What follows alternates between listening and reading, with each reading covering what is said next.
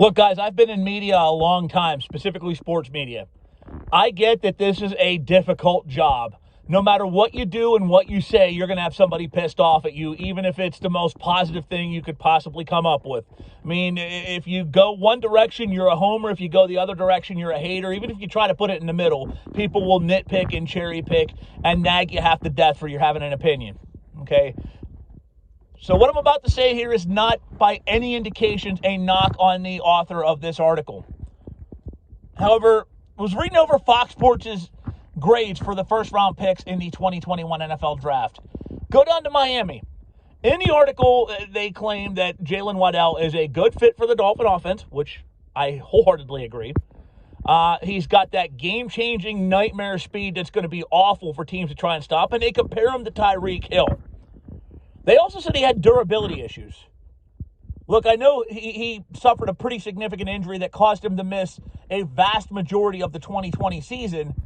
That's the only time he's ever been injured. That's the only time he's ever missed game. Now, granted, I can't say if he missed time back in Pee Wee football, but it's not like this guy's missing multiple games a year. He suffered one significant injury that, by all accounts and purposes, he's made a full recovery from. That's not durability issues, ladies and gentlemen. Okay, now, if you said this about Jalen Phillips, that he's got durability issues, I'm going to agree with you. As a matter of fact, that's my biggest concern about him coming into the draft. But I don't have those concerns with Jalen Waddell. One injury is not durability problems.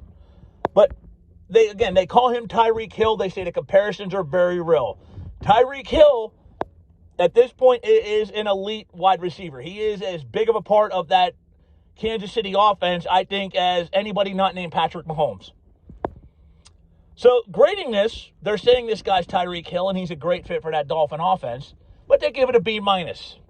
Now, keep in mind here, folks, the Dolphins stockpiled draft picks to move down and still got Jalen Waddell, okay? A guy who they probably were looking at 3 anyway.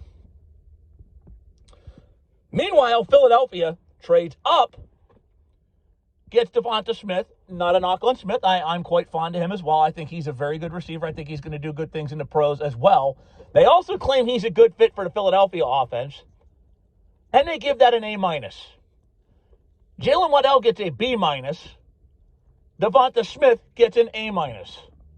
If you talk to the majority of the scouts and you read a lot of the rap sheets, many people are saying that Waddell was the better of the two prospects.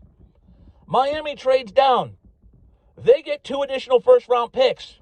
Yes, I know they traded Duran, but essentially they've swapped places with San Francisco next year. And look, San Francisco, Trey Lance better come in there right away and start slinging the rock and better be, have a Marino-esque rookie year. He's raw. He's going to be learning under the learning tree under Jimmy Garoppolo. All right. The 49ers last year were 12th. Miami was 18th. So even if the Dolphins wind up replicating 2020 and the 49ers end up replicating 2020, Miami moves up. Miami is going to wind up with the higher of the 2 draft picks. If all hits the fan and things completely fall off the wagon for the Niners, this could be a top 10.